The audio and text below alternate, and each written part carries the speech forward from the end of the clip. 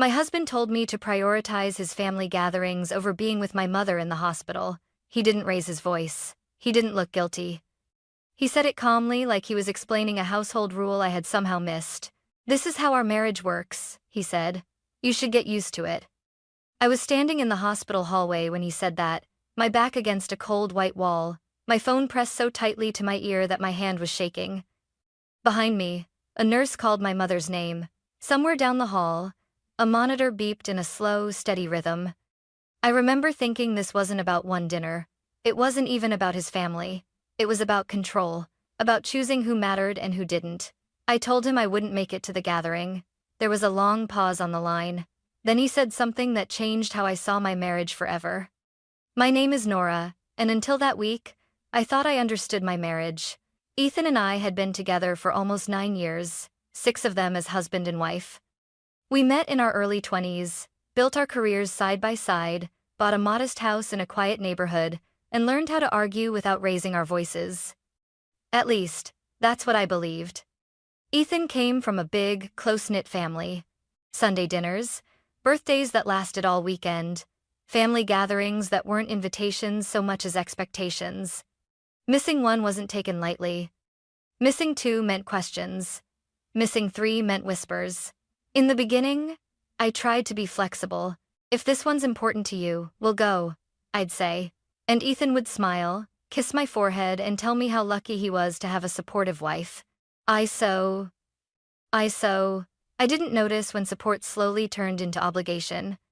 The week my mother was admitted to the hospital, everything felt fragile. The doctors kept using careful language tests. Observation. "We'll monitor her overnight." But careful language doesn't make the fear disappear, it just stretches it out. I called Ethan from the hospital parking lot. "My mom's staying overnight," I told him. "I don't think I should leave." There was a pause on the line. "Tonight?" he asked. "Yes, tonight." "You know my parents are hosting dinner," he said. Not a question, a reminder. "I know," I replied. "But my mom."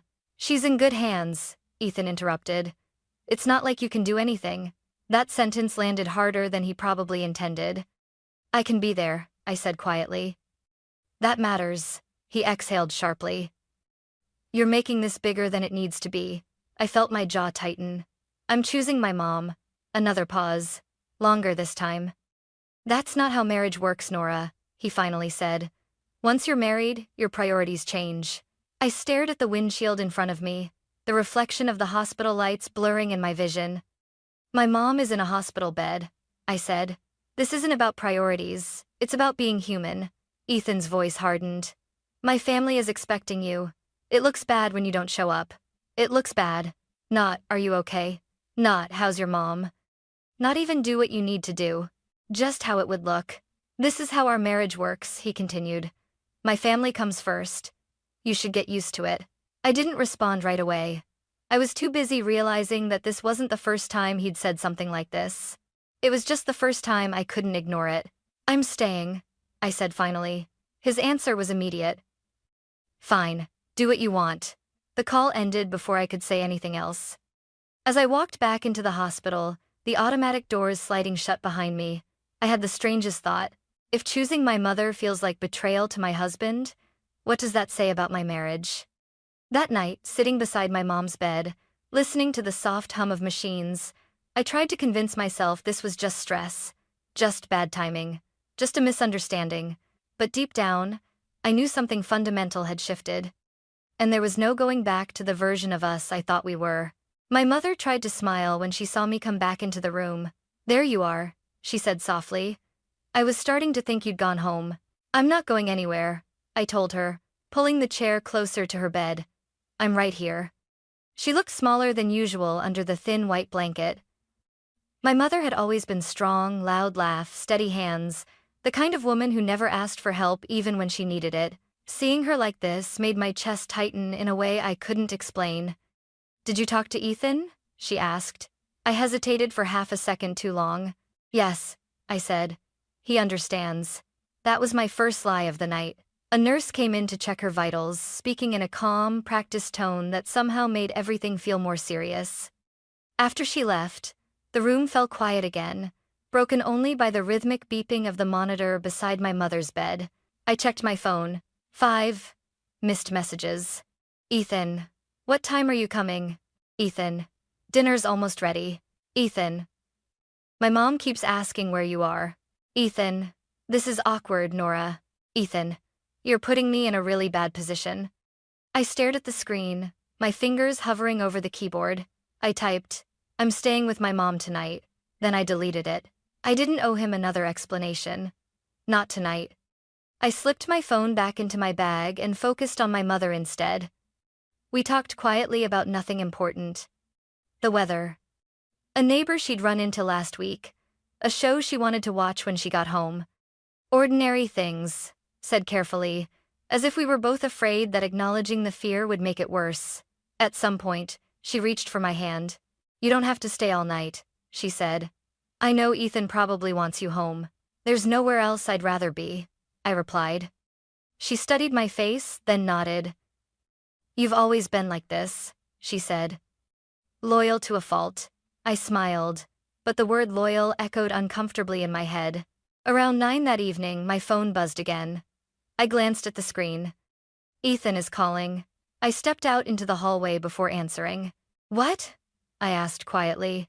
So, you're really not coming, he said. No. You could still make dessert, he replied. Everyone's still here. I closed my eyes.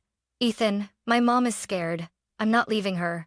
He sighed loudly, like I was inconveniencing him on purpose. You're choosing her over me. That's not what this is. It feels like it, he said. My family notices these things. Something in his tone shifted, less frustration, more warning. You're setting a precedent, he continued. If you start skipping family events now, it's going to be a problem later. A problem? I can't believe we're having this conversation, I said. Well, get used to it, he replied. This is marriage. I hung up before he could say anything else. When I went back into my mother's room, she was asleep. I sat there in the dim light, listening to the machines, replaying Ethan's words over and over.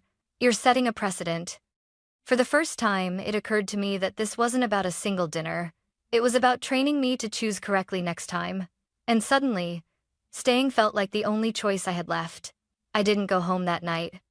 I stayed in the hospital until morning, half asleep in a stiff chair, waking every time a nurse came in or a machine changed its rhythm. When my mother finally opened her eyes just before sunrise, she smiled at me like everything was normal. You look exhausted, she said. I'm fine, I replied. You're what matters. She squeezed my hand, and for a moment that was enough. When I got home later that morning, the house felt strangely quiet. Ethan's car was gone. No note, no message. Just the faint smell of coffee and the unmistakable feeling that I had missed something important, not because it mattered, but because he wanted it to matter. He came home late that evening. I was sitting on the couch when he walked in. He glanced at me, then at his phone, like he was deciding which one of us deserved his attention more. So, he said casually, dropping his keys on the counter. Your mom okay? Yes, I answered. She's stable. That's good, he replied, already halfway toward the bedroom. I waited. He didn't ask anything else. What about last night? I finally asked. He stopped and turned around slowly. What about it? You were upset, I said. You said I embarrassed you. Ethan frowned, as if trying to remember something insignificant. I didn't say that. You said it looked bad, I reminded him. Well, it did, he replied. People notice when a wife doesn't show up. There it was again. A wife, not a person, not a daughter. I told you why I couldn't come, I said. And I told you how it affects me, he shot back. But you did what you wanted anyway. The way he said it, what you wanted, made my stomach turn. I didn't do this to hurt you, I said carefully. I was with my mom. And I'm not saying you were wrong, he replied quickly, raising his hands in mock surrender. I'm just saying there are consequences. Consequences? I echoed. Yes, he said. My parents asked questions. My cousins made comments. I had to explain why my wife wasn't there. I stared at him. So, this is about them. It's about respect, he corrected me. About showing up. I let out a short laugh.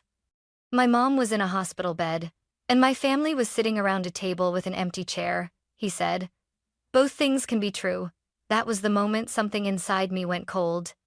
For the next few days, Ethan barely spoke to me. No arguments, no yelling, just silence. Polite, distant, carefully controlled silence. If I spoke, he answered with one-word responses. If I reached for him, he shifted away. If I asked what was wrong, he said, "Nothing," in a tone that meant everything. At dinner one night, I finally broke. "You're punishing me," I said. He looked up from his plate. "I'm not punishing you." "Yes, you are," I replied. "You're withdrawing because I didn't do what you wanted." Ethan leaned back in his chair. "I'm giving you space." "No," I said. "You're teaching me a lesson." His jaw tightened. "Don't be dramatic." I felt my hands shake slightly. "If this is what happens every time I choose my family, then we have a bigger problem." He stared at me for a long moment. "You're overthinking this," he said finally. "But if you want this marriage to work, you need to start thinking like a married woman." I didn't answer, because I was starting to understand something terrifying. This wasn't about one hospital visit. It was about shaping me into someone who would stop questioning the rules. And I wasn't sure I could become that person even if it meant losing my marriage. 2 weeks later, my mother was still in the hospital. She was improving, the doctors said, but slowly. The kind of slowly that makes time feel heavier.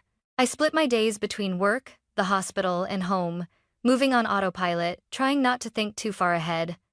That Saturday, Ethan's parents hosted another family dinner. "You're coming this time," Ethan said that morning, already dressed, already confident. "No excuses." "I'll stop by the hospital first," I replied, "just to check on my mom." His mouth tightened. "You've been there every day." "Yes," I said, "because she needs me." He didn't argue. He didn't raise his voice. He simply looked at me like I was disappointing him. "Try not to make everything about her tonight," he said. I stared at him. "About my mother?" "You know what I mean," he replied. "My family doesn't need to hear all that hospital stuff. It brings the mood down." Something in me recoiled, but I nodded anyway. I didn't want another fight. I didn't want another week of silence. At his parents' house, the familiar performance began the moment we walked in. Smiles, hugs, comments about how thin I looked, how tired I seemed. Ethan's arm stayed firmly around my waist, his hand pressing just enough to remind me he was there. "So, Nora," his mother said brightly over dinner, "how's your mom doing?" The table went quiet. "She's still in the hospital," I said carefully. "But she's stable." "Oh," his aunt replied, glancing at Ethan. "I thought she'd be home by now." Ethan jumped in smoothly. "She's fine. Nora worries too much." A few people laughed. I felt my face heat. "She had some complications," I said. "The doctors." Ethan cleared his throat loudly. "Anyway," he said, raising his glass, "let's talk about something happier." The conversation shifted. Just like that, I sat there, my fork unmoving, my words hanging in the air like they'd done something wrong. After dinner, his cousin pulled me aside near the kitchen. "You know," she said quietly, "Ethan's parents are a little old-fashioned. They believe once you're married, your husband's family should be your main focus." I forced a smile. "That's interesting," she shrugged. "I'm just saying, it might be easier if you didn't push back so much." Easier. On the drive home, Ethan was quiet. When we pulled into the driveway, he turned to me. "You embarrassed me again," he said flatly. "I answered a question," I replied. "They asked about my mom." "You didn't need to go into details," he snapped. "I told you not to." "So I'm supposed to lie now?" I asked. "No," he said. "You're supposed to be considerate." "Of who?" I demanded. "Because it doesn't feel like it's me." He stared straight ahead. "This is exactly what I mean," he said. "You make everything a conflict." I laughed, sharp and humorless. "You mean I don't stay quiet anymore?" "That attitude," he replied, "is why my family thinks you're difficult." The word hit harder than I expected. "Difficult," I repeated. "Yes," he said. "Emotional. Uncooperative. Too attached to your family." I felt something in my chest collapse. "So what do you want me to do?" I asked quietly. He turned to me then, his expression calm, almost reasonable. "I want you to start acting like my wife," he said. "Put us first. Put my family first." If you can't do that, I don't know how this works long term. There it was. Not a threat, but close enough. That night, lying in bed beside him, I stared at the ceiling and finally allowed myself to think the thought I'd been avoiding. If staying married means erasing myself, then maybe this marriage is already over. And once that thought took root, it refused to leave. I didn't leave that night. Not immediately. I lay awake beside Ethan, listening to his breathing, staring into the dark, replaying every conversation from the past few weeks like a courtroom transcript. Every word, every pause, every moment I'd been made to feel unreasonable for caring about my own mother. By morning, I knew one thing for certain. If I stayed, this wouldn't stop. At breakfast, Ethan scrolled through his phone while I poured coffee. My mom's doctor called, I said carefully. She's having another procedure today. He didn't look up. Okay.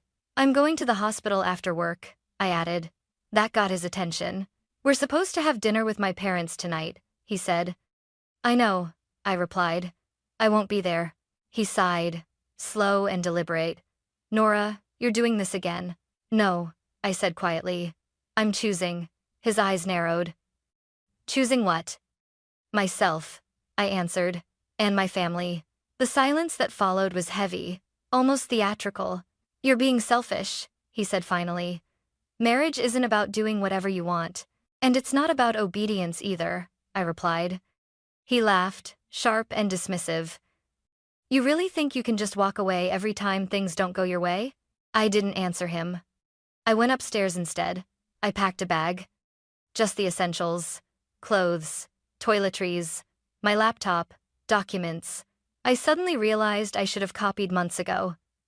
As I zipped the bag shut, my hands were steady, calmer than they had been in weeks. Ethan appeared in the doorway.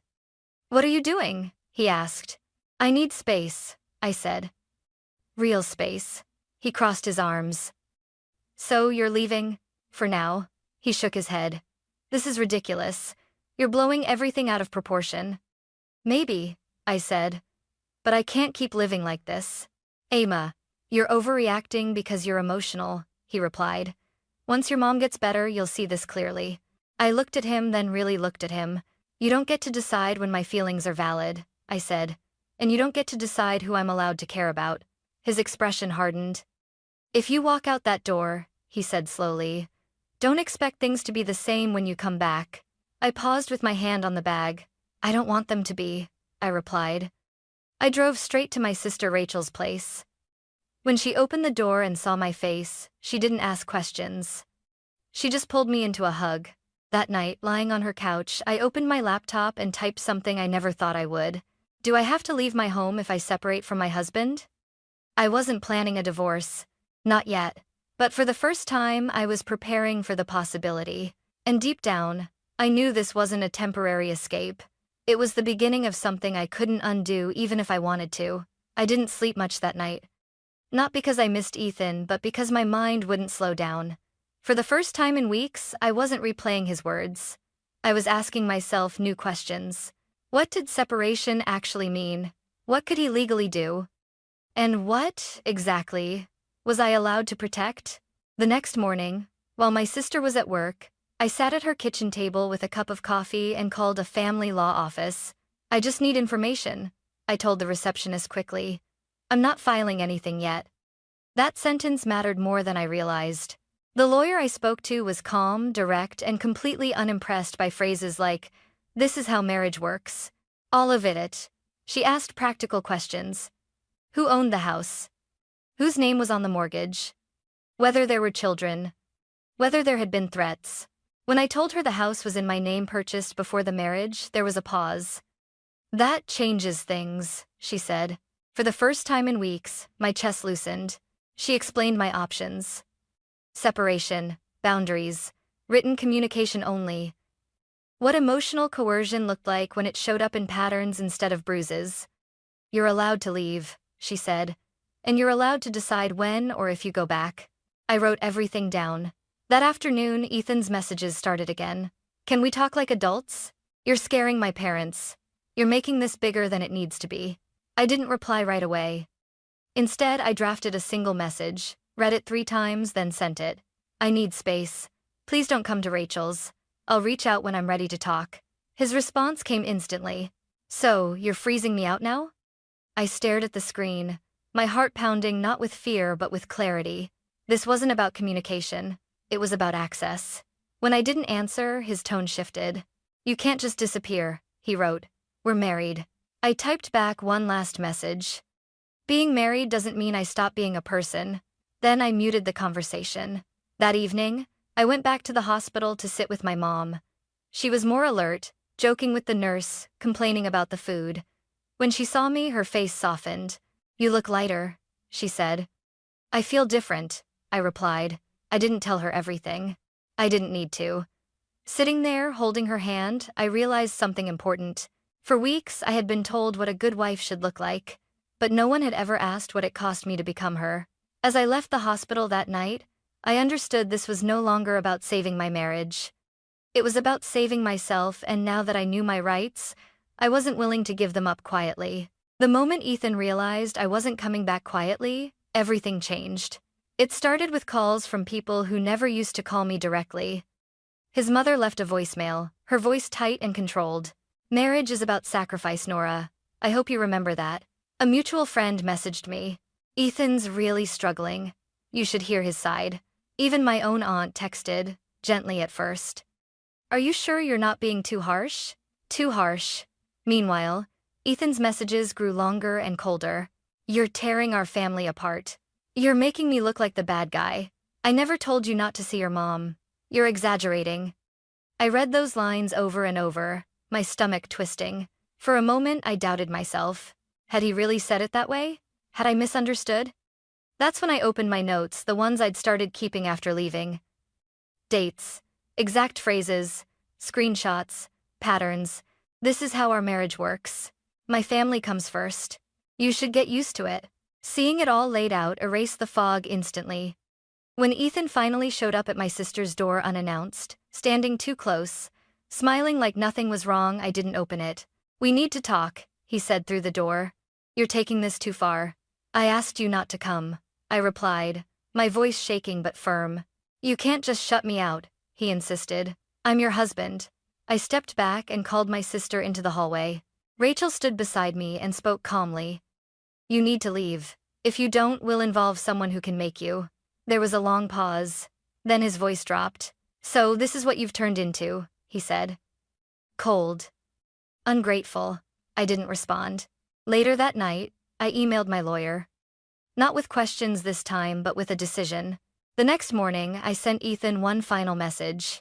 All communication will go through my attorney. His reply never came. Instead, I heard from his sister, then his cousin, then silence. At the hospital that afternoon, my mother looked at me carefully. You're not just tired, she said. You're grieving. She was right. I wasn't grieving the marriage I had lost. I was grieving the one I thought I had. As I sat there, watching my mother sleep peacefully for the first time in days, something settled inside me. Ethan had tried to make me choose between loyalty and love, between obedience and compassion, and for the first time, I understood the truth clearly.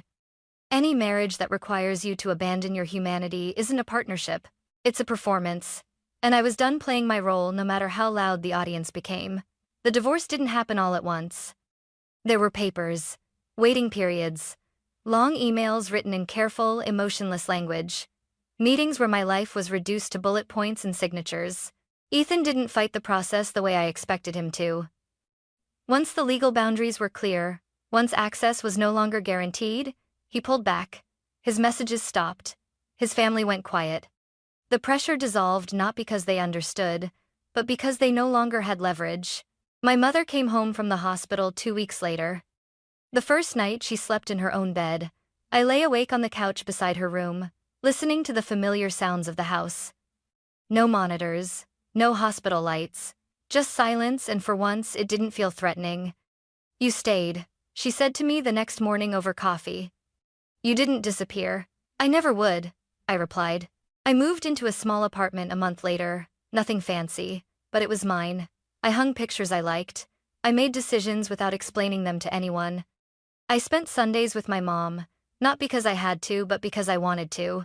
Sometimes I still thought about Ethan, about the man I married, about the version of myself who believed love meant shrinking quietly. But that version of me didn't survive the hospital hallway, and I was grateful for that. Here's what I learned, what I wish someone had told me sooner. Love does not require obedience. Marriage does not erase your identity. And family, real family, never asks you to abandon someone you love to prove your loyalty. I didn't lose a marriage. I chose a life where compassion wasn't treated like a flaw. And once you make that choice, there's no going back, only forward, finally breathing freely, exactly as you are.